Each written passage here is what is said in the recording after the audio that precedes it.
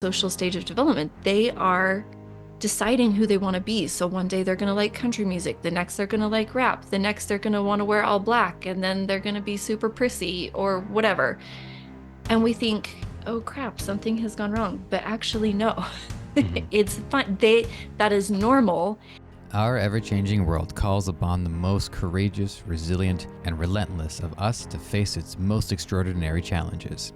To help you embark on this journey, we present the Impactful Coaching Podcast, your oasis for inspiration and a beacon to spark the fires of greatness within you.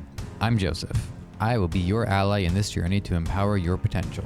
Join us each week as we dive deep into the heart of ambition, drive, and success to unravel compelling stories of daring leaders who dreamed, struggled, and achieved victory. Our journey begins now. How's everybody doing today? This is the Impactful Coaching Podcast. My name is Joseph, and this episode is brought to you by Benylin because I did not fall asleep very easily last night. The cough was after me, but Benylin really works. I sit here before you having gone a full 30 minutes without a cough. So thank you, Benylin. Let's see if you can last the remainder of the hour. I'm here today with Heather Frazier. Heather, how are you doing today? How are you feeling? So fantastic. Thanks for having me on. Well, thank you for being on the program. So one thing that comes up every now and then is that we get to participate in a new part of the conversation. So for instance, in the past, first time we had a dating coach on, that was a very exciting day because I didn't actually realize that we're dating coaches, but then to be able to have a new conversation in a new space is a distinct treat that I get to enjoy on the show. And that is what we're doing today as well. So if you would be so kind, Heather, to kick us off and let the audience know what you do, what your coaching career looks like, and what are the broad sweeping topics that we'll be talking about today? Yeah, my name is Heather Frazier. I coach parents of teens specifically because teen years are a totally nuanced, different creature than parenting littles. I was such a good parent of little kids. Mm-hmm. And then puberty hit and I was a hot mess. And so I know that it's really important to learn different skills. We have books like What to Expect When You're Expecting, When You're Pregnant, and books on when your baby is hitting the milestones, when they'll crawl and when they'll walk, and all of those different things, how many words they should be saying. And then it's just kind of a free for all after that. And I think that that's a shame because that's when a lot can really go sideways quickly with all the hormones and neurological development. And so I love it. There's no shortage of challenges, but the first challenge that came to my mind is that now, mind you, for the record, I'm not a parent. My partner and I have discussed that we do want to become a parent. My partner is half Taiwanese, and her side of the family takes the Chinese zodiac very seriously. So we said, okay, well, Year of the Dragon is coming up. We're not having a dragon kid. After that is Year of the Snake. And as a snake, we're not having another snake. And then after that is Year of the Horse. So, okay, we can handle a horse. So that was our... So you're a few years out. Yeah. I'm a snake, and my oldest is a snake too. Oh, and wonderful. Yeah, it took some working out. She was my catalyst to actually become a coach. Mm-hmm. Mm-hmm. Yeah.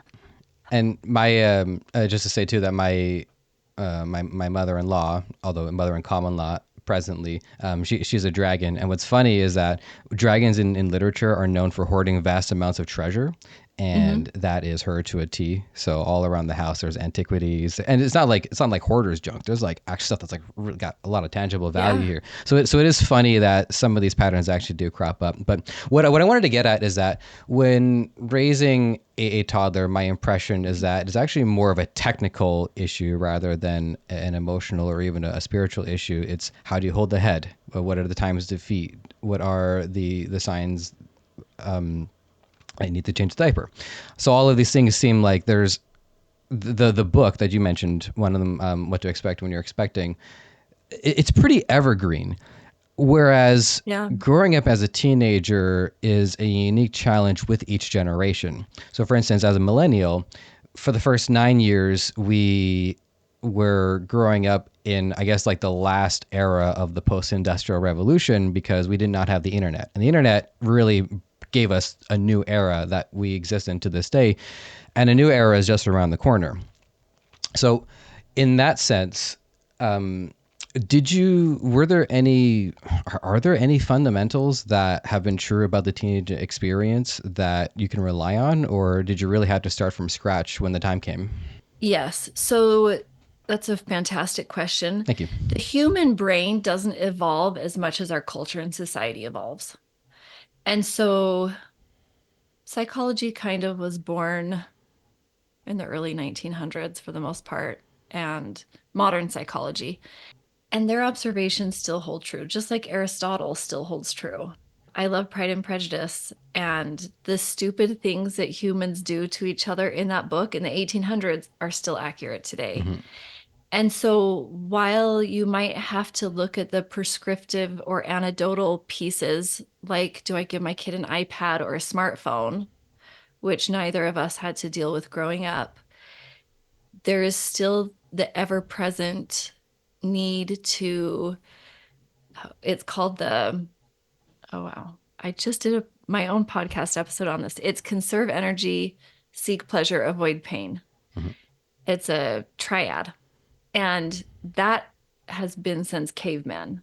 And so people, well, yeah, I want to give my kid a phone when they're 13 because they keep annoying me, even though I know that maybe they shouldn't have social media or whatever, but it's easy. And Mm-hmm. so we're giving in to that. I'm going to avoid conflict and do what's easier versus what I know is better for my child. Or we're just going to pick up, take out for the sixth time this week because I'm too tired to make dinner, which there's no shame in that. But these motivating pieces of our brain and our nervous system, those things haven't really evolved. We just Mm-hmm. have different circumstances in which they're engaging. And so if you get caught up in the weeds of, well, now we have social media, or now, there's more access to drugs or whatever it is that you're obsessing about.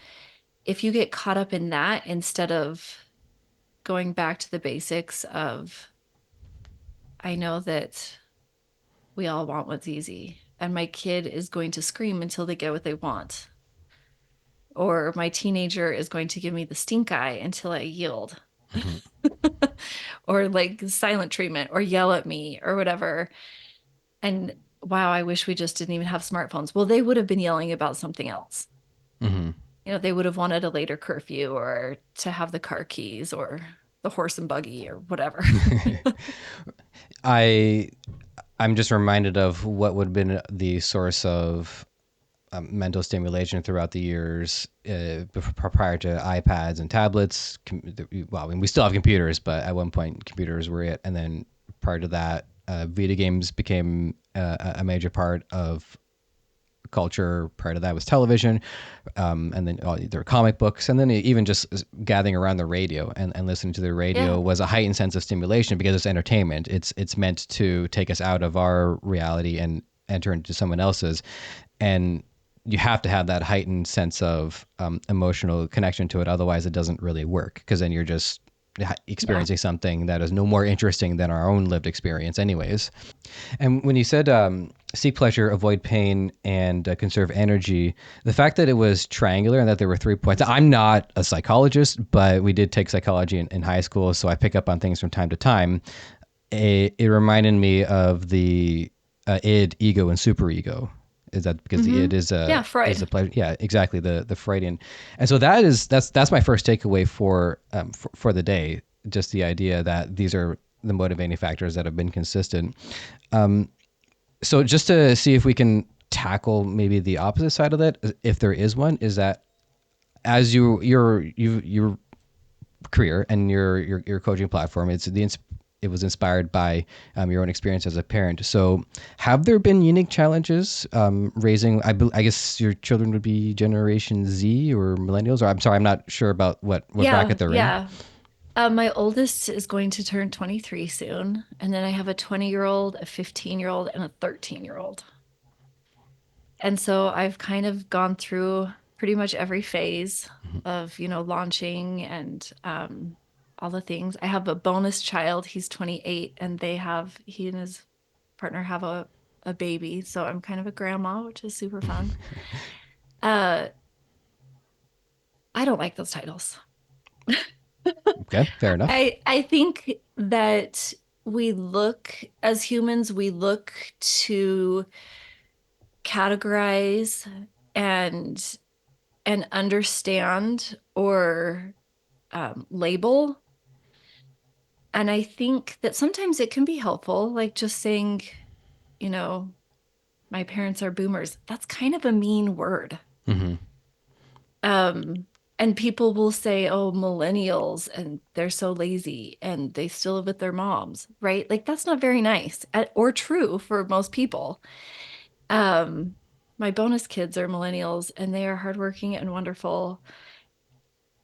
And yeah, we all revel. I'm Gen X, so I see all kinds of stuff online like we're the best. Hmm. I don't think that it's helpful when we are using it to bucket put people in buckets because we're all more than the facts about us, male, female, or otherwise. And instead of looking at if what our interests are, what our hobbies are, who we want to identify as, and who we want to be and what we want to do in the world. And I've noticed I've taken psychology classes too. A lot of the older generations will look down on the younger generations with fear that, oh crap, are they going to be able to handle the world that's coming at them? Do they have enough skill and tools to manage this, or is it going to bury them? But time and time again, you look at the rising generation and they add beautiful things to it's funny. I was talking with my oldest daughter, this was a few years ago, and she was talking about, can't remember if it was racism or sexism, but she was just saying how antiquated my generation is. And I just said, no, no, this was the generation before us that was here, and look at all the things that we did. Like we have moved the needle a little bit more so that you can move it a little bit more. And every generation, I like to see the beauty in it. And every generation adds something really valuable and really good that's more accepting, more kind, more inclusive. And so, yeah, the labels I don't love. And then you have Eric Erickson's psychosocial stage of development or other people's spin on things. And it's normal. We worry when we're looking at our teenagers, like they don't even know who they are. Well, that's a normal psychosocial stage of development. They are deciding who they want to be. So one day they're going to like country music. The next they're going to like rap. The next they're going to want to wear all black. And then they're going to be super prissy or whatever. And we think, oh crap, something has gone wrong. But actually, no. Hmm. It's fine. That is normal. And they have to try on lots of different things, maybe look at one political party and then another, or question how they want to identify in any way, religiously, politically, sexually, whatever, to decide what feels best to them. And that's actually a really good thing. And we want to support them in discovering who they are because when any individual, regardless of age or identity, is firmly planted in who they see themselves as, and they're comfortable and confident in that, that's the perfect springboard for them to go out and be and do and be their best self so that the world is a better place. That's a really long answer to that question. I appreciate it immensely. Any So loose ends there? I whatever I don't catch, I'll let you know when I review the content Okay. afterwards. So I wanted to also state my position on the labeling of generations. I don't like it either, especially as a millennial because of the stereotypes and the Yeah. stigmas associated with us. Avocado toast. I love I avocado toast. I'm a mix on it. Like I kind of burnt out of it. I got sick of it. So now I use it sparingly. But at the same time, I wouldn't want to eliminate them altogether if it runs the risk of missing out or causes us to not explore the positives. I think Sure. our generation has a specific and unique wisdom that no other generation has before or ever will have again, because Totally. we were the turn of the millennium generation. We saw a new era start and actually got to be in that era at the ground level. And that is something that I'm very grateful to experience. But on the other hand, the criticisms of living with our parents or being lazy. Well, I do live with my it's funny. I do live with my mother in common law, although that was an agreement. We were renting an apartment, but then we lost our Yeah. father-in-law over the summer, and so we said, okay, maybe we should go move in to and just be with her so she's not alone. So, but Well, we the irony is that every generation cohabitates at one point or mhm. another. Like that's not weird or normal or shameful.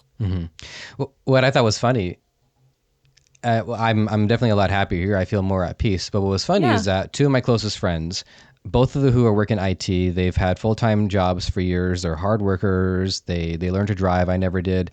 They're both parents now. One's got a second daughter just on the way, and they both ended up moving back in with their parents too because the cost of housing was just too prohibitive. So, and they both Yeah. own property, by the way.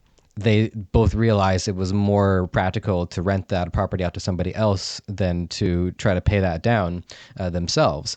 Because as people in finance will say, if you live in it, it's a liability. But if you own it and rent it to somebody else, it's an asset. So all three of us are now living within our parental homes. Yeah. The I think the labeling structure as far as personality goes is, you have kid, you have teen, you have adult, you have senior, and there's probably one there that I missed. And I find that those personality complexes are just with people throughout their lives. And we've all experienced being a kid. Yes. That is a layer. If you think of a tree, trees only gain in layers. So our children, our child layer, our teenage layer, our adult layer, our senior layer it's all there. For instance, I remember when my partner and I we went to go stay at Great Wolf Lodge. It was mostly like a family thing, but I always wanted to go. And one of the servers was teasing me because she says, "Oh, you wanted to feel like a kid again," and I didn't have the response that I wanted at the time. But my response should have been, "I never stopped feeling like a kid. I still do feel like a kid to this day. Yeah. I still do the things that interested me as a kid. I still love playing games. I still That's love a good comics and thing. TVs and storytelling.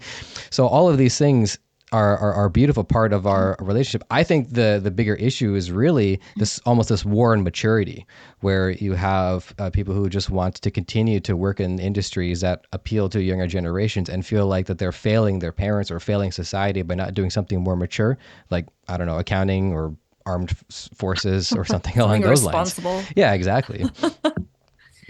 I think that there's enough room for everybody to seek what they want. The key player in that is judgment. And it can sound really pretty, like, oh, you're always the peacemaker child, or oh, you're so cute and so beautiful, or oh, you're such a good athlete, or you're so smart, Mhm. or you always know how to like smooth things over. And then our kids think that they have to be within those parameters of the labels that we've handed them from like a loving place, just kind of ignorant in the fact that, well, you've labeled your daughter as a peacemaker so much now she doesn't feel comfortable advocating for what she wants if it goes against other people. And that's damaging, Mhm. right? So instead of labeling like blanket statementing generations or personality or like observations of behaviors, like thank you for making the peace and giving, your brother the car keys tonight. And I hope that if it's important to you next weekend or whatever, you'll speak up and say you want the car keys. I know you're really flexible and I appreciate that. And you count too. I never really thought about it before because I'm just remembering like what was imparted on me growing up, Yeah. and I remember having a very had an exceptional reading ability young. I remember I Mhm. because sometimes some of the students in the upper grades would have to watch us while the teachers were out or something, and one of the kids wrote government on the chalkboard and asked me to read it. I never seen that word before, but not only did I read it, I said it exactly the way it was supposed to be said, and they were really impressed by that. And the school system didn't really seem to do anything about my talents or even other talents. And so I think the reverse can also be true too, which is if you give people these labels and then they're not nurtured, this resentment starts to bubble up that maybe some of my core talents or something that would have been a much more profound impact on society wasn't nurtured at an ideal time as well. Yeah. The awesome thing, because as children, and this, we phase out of this as we age, but as children, we really are at the mercy of the adults around us for good and ill. And we all get a little bit of both, sometimes more of one than another. And that we can't, even if we were in a vacuum and we didn't have that, that would still impact who we become. Mm-hmm. And so we can take our experiences, and then as we grow and our brains develop, and you gain the awareness to think about your thinking, like mid adolescence is when that starts to kick in. So, like, oh, a 16-year-old, I've always been told that I'm so cute, but maybe there's more to me than that. And Mm-hmm. maybe that's what I want to develop more of is my intelligence. Or I know that I'm smart and I like people point these things out, but nothing's ever really happened. And I think that I could do better. Mm-hmm. And as we grow into adulthood, we can choose more for ourselves. And that's where parents really come in important because a lot of parents actually subconsciously are scared that their kids will fail. And so they're like, are you sure you want to try that? That could be scary. Like sometimes parents will talk their kids out of taking risk. And Mm-hmm. again, it feels very loving because we don't want to see our kid upset if they should fail. But we could also teach our kid that failure is not a problem. It actually is the road to success. Try out for the basketball team. That's totally awesome. If you make it, great. And if you don't, that's okay. Good job trying. And maybe you can work hard and try next year if it's something that's really important to you. Mm-hmm. Or go to the debate team meet and, try your best. And if you get your butt kicked or if you do the butt kicking, both are great. So what I want to hear about is, I guess, what inspired you to take on this role as a coach, and for a little bit of an inside baseball, what I had asked, for my audience, what I had asked prior to is what your career path was, and you had said that your career was a parent, which I mean, you couldn't get a Yeah. more fulfilling career than that. So, I'm really interested in hearing what were the steps you took, and what were the moments that made you realize it's not just about helping my family, but I want to be there for other families as well. So, like I said, I have 4 kids, and raising them, I went all in. I made the birthday cakes. I had the play dates. I would tuck them in every night. I really, really valued being able to love and protect and nurture them. I'm a very nurturing person, naturally. And so I loved it, loved it. And then puberty hit, and all of a sudden, my 2 oldest kids, like didn't like me. Like, what's wrong? I'm amazing. Why don't you like me? And I realized I was doing a lot of things wrong. I was wanting them to be who I wanted them to be. And I don't know if you've ever met a teenager, they typically don't like being told how they should be. Mm-hmm. That didn't go over well. And so there was a lot of heartbreak and contention and avoiding. And I had always looked forward to the teen years as times to have intelligent conversations finally. It's a lonely path with little kids when you're a stay-at-home mom because you're just reading like Dr. Seuss all day. And your brain is like, I want to talk to adults. I want to have stimulating conversation. And they were finally to that age and they didn't want to have anything to do with me. And I had also gone back to school and I was taking psychology classes and adolescent development and all these different things. And I really loved it. And then I found coaching, and the two just really struck a chord with me because then I started making shifts and then my kids started liking me. Weird. And they wanted to interact with me. They weren't avoiding me and I wasn't avoiding them. and we could have healthy conversations around conflict instead of just hurt feelings. And I would just go cry. And it was really powerful. And then my oldest, her friends started coming over and like trash talking their parents. And I was like, okay, so I'm not the only one. Not the only one. And I just felt really called to, and that, and kind of at this point, my youngest had already started school. So I had some free time and I was spending way too much time with the Kardashians in the gym. Nothing against either of those things, but my brain was just turning to jello. And I thought I need to do something with my brain and with my time that actually will make a difference. And so I started my podcast. I've worked with clients. This was back in 2018, 19. Mhm. I've been coaching since 2019. And yeah, I published my 200th episode this week today, which is Congratulations. amazing, of pivot parenting. And I have one-on-one clients. I have groups that I run throughout the school year because I have found over my years of coaching that like the onset of puberty, like junior high and middle school is super rough. Mhm. Super rough. Parents are like, "Holy cow, where did my kid go? I don't even know who is sleeping in their room. They're totally different." And then also the senior year, because getting ready to launch a child also has really nuanced, specific filling out college applications and all those different things of like parents either way too excited and they feel guilty or like devastated that their kid's going to move out and go to college. And so I have group and then I have my podcast, I have a course, and last year I wrote 2 books. So super exciting. That's where I'm at. I do see on the on heatherfrazier.com there is How I Fixed My Teen. Is that the one that's on the way? Yes. Yep. My book launch party is March 2nd, and it's a really short, easy read book. I include pieces of my journal throughout raising my oldest kids. It's really personal.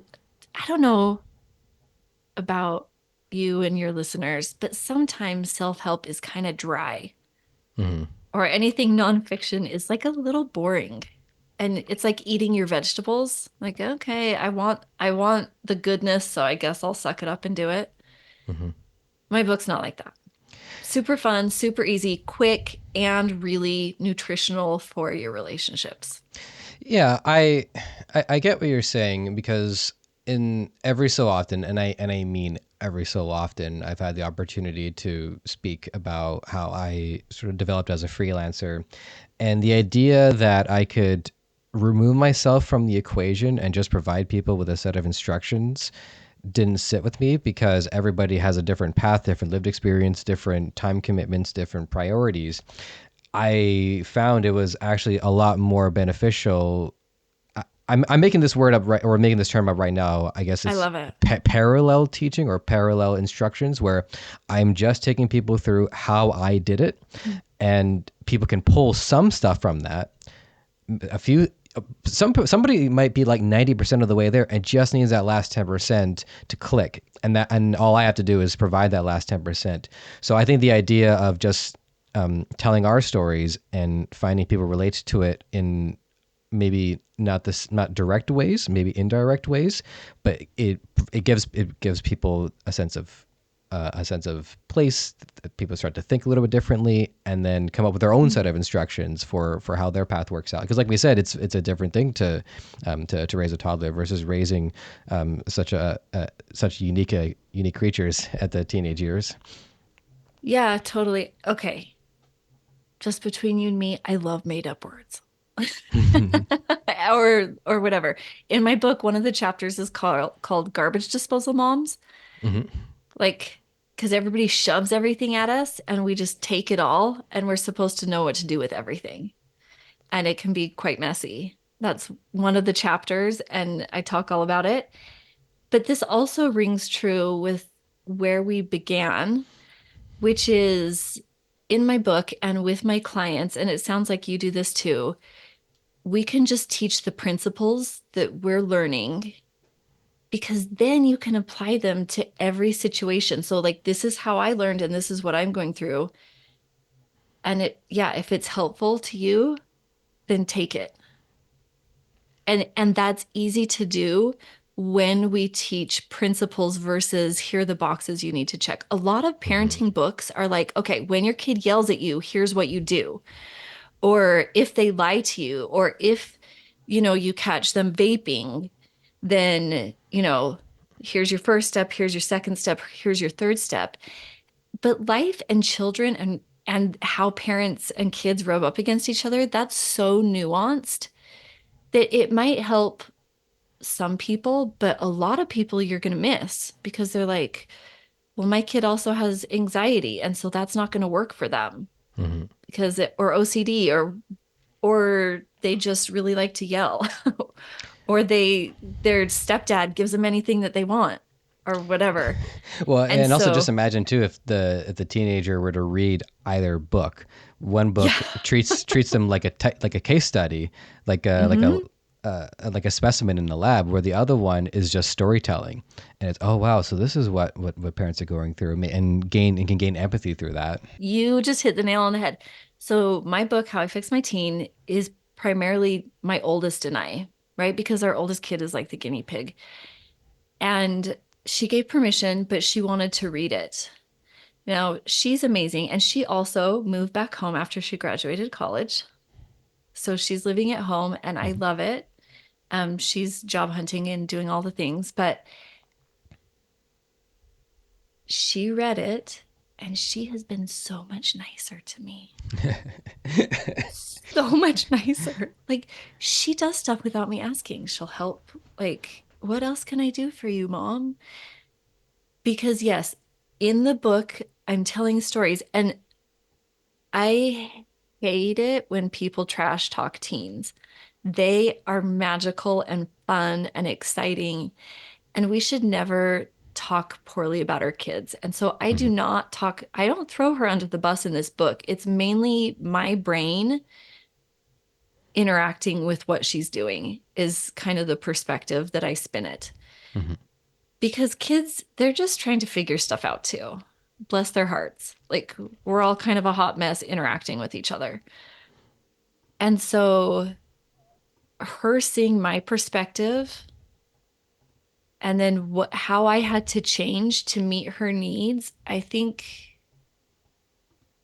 was pretty groundbreaking for her to see. Hmm. And there's another element to this too that I think is important to bring up is how parenting doesn't just affect the relationship with the children; it also affects our work, it affects our partnership, it affects our friendships. So, do you? Because we're essentially talking about personal experience. If you can Yeah. expound on it through that thread, how did parenting affect the other parts of your world, and then how have you been able to help others in that same thread? Yes. We are groups of systems, right? Like anatomically, we have our digestive system and our respiratory system and our vascular system. We also have, and they all interact. Like if we aren't breathing well, then our heart's going to freak out. Or if we don't eat well, then our heart's going to freak out. Mhm. Um, and so in relationships, I have found that what we're doing in one relationship, we just replicate all over the place. It's how we approach our business. If we're an entrepreneur and we are too scared to talk to our teenager, well, we're also going to be too scared to do hard things in our business, or talk to our partner about something vulnerable that is on our heart. Mhm. We just replicate all over the place, especially with ourselves. If we don't love and respect ourselves, we're really hard on everybody around us. When we see the people who are just nasty, the Karens of the world, right? Mhm. My heart just breaks for them because their headspace must be so terrible to live in. Mhm. If you're spewing hate at strangers, there's something going on there and it's not good. And so, how we parent is just an outward expression of our brain environment. And that's true with how we show up within our partners, in our work environments, in our families of origin. I brought the subject up on the program before, and I I broached the subject with some of the people in the dating space because of their expertise on seeking partners. But I've had this long-standing theory that who we are attracted to is also in some way connected to the relationships that have imprinted on us early on. Parents are obviously a big factor in that. Siblings can be a factor in that as well, but I think parents are the most significant. Now, I've only got an anecdotal example, but I think you can extrapolate based off that and assume that this pattern can be true for a lot of people. Not everybody, but a lot of people. So I had one friend in high school. He ended up dating this girl from another school, and the similarities between him and her dad were numerous. They were both tall, blonde, Viking, very like independent, but also very generous. Like he was always the guy who was willing to drive people around in his Swift. I still have fond memories of like three people all trying to pack into this tiny Yeah, the car little that, hatchback Swifts. yeah, Yep. exactly. Oh man. And then my dad, I remember him telling me how much my partner reminded him of my mother. And I thought, really? She's half Taiwanese. I did not see I that don't see coming it. one bit. I didn't see it. And I think maybe that's part of it. Maybe we kind of like block that part off. So, but then it's so embedded in our deeper psychology that we can't consciously avoid it, and perhaps we don't want to. So I'm just wondering if you've had any experience along these lines of people's parental tendencies or parental experience informing who maybe your children have been drawn to. For sure. Everything informs who we like and don't like. From our attachment style that we had with our parents, right? If your parents were emotionally unavailable, you might find somebody that's emotionally unavailable. If your parents groomed you to second guess yourself, I coach a lot of women on this because they marry men who do the same thing and get away with abuse, right?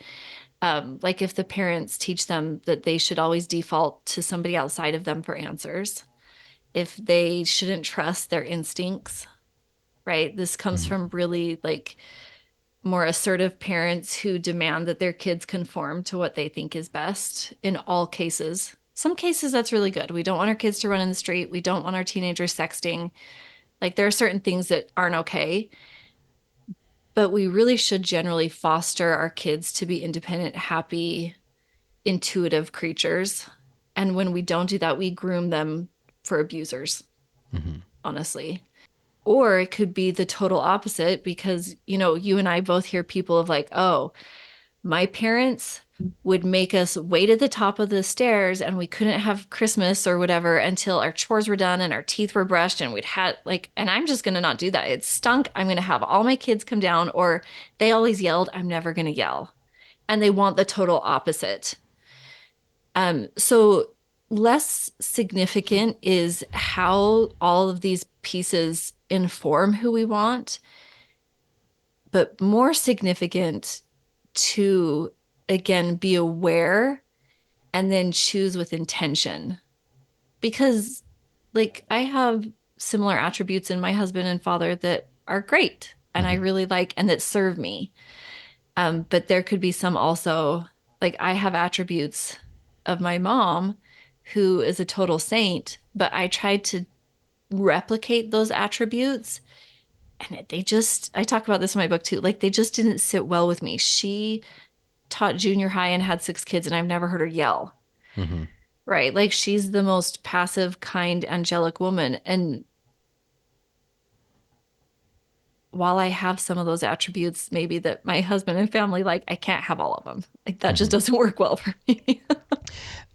There's so much that we could be getting to, but I know I gotta let you go because you have a lot of work to do Yep. today. For one, I just wanted to say before I completely ran out of time is thank you. I really appreciate this Oh, that's conversation, true.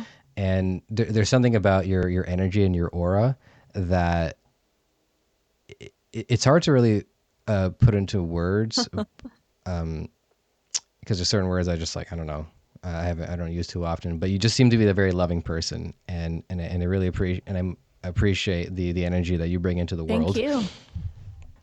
So what I want to hear about as we close out is, what would you say are some of the challenges and that you're trying to address for your platform, for your website, for your social media presence? So what do you what kind of things are you working on right now?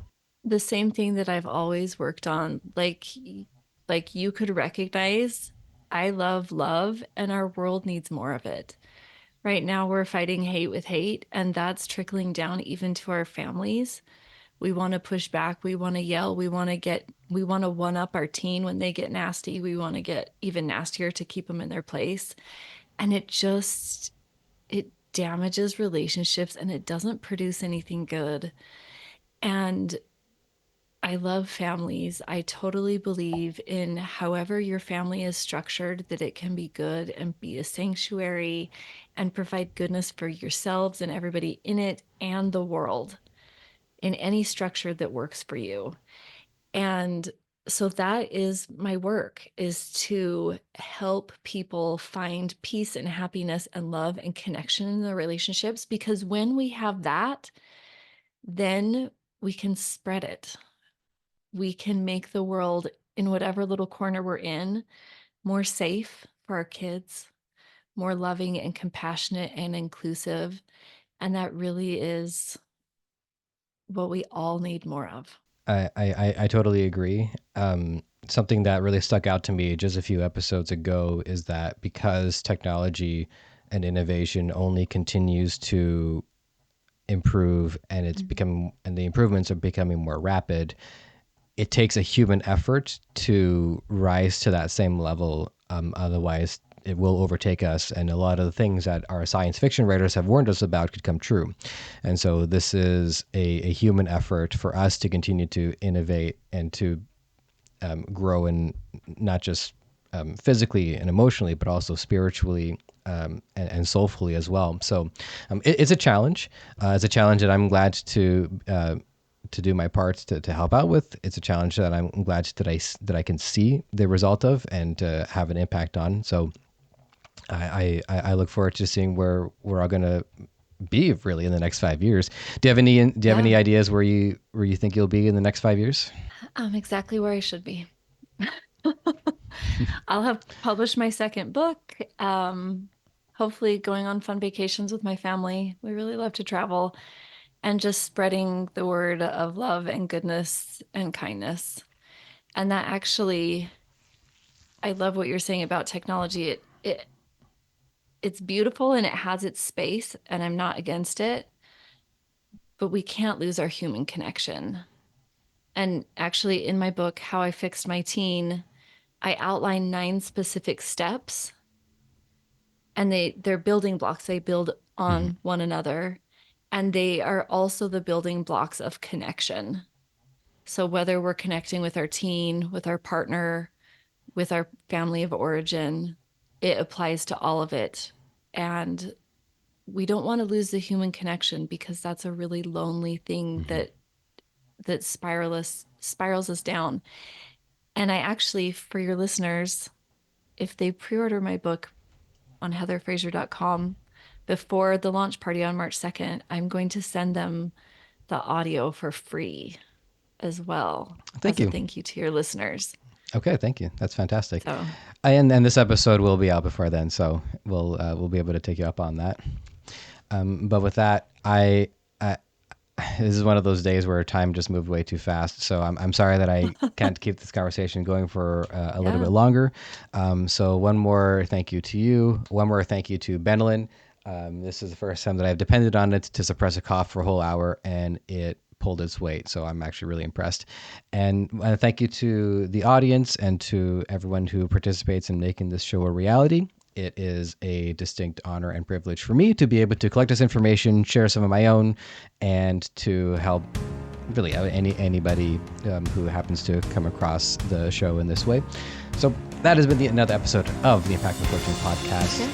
If anybody has anything that they want to say in the way of feedback, or if you're a coach yourself and you would love to be a part of the program, we would love to have you. So it is Joseph at impactfulcoachingpodcast.com. That's JOSEPH. The rest of it is spelled the way you think. So with that, Heather, thank you one more, and I'm looking forward to the next time we get a chance to have a conversation. That would be awesome. Thank you. You too.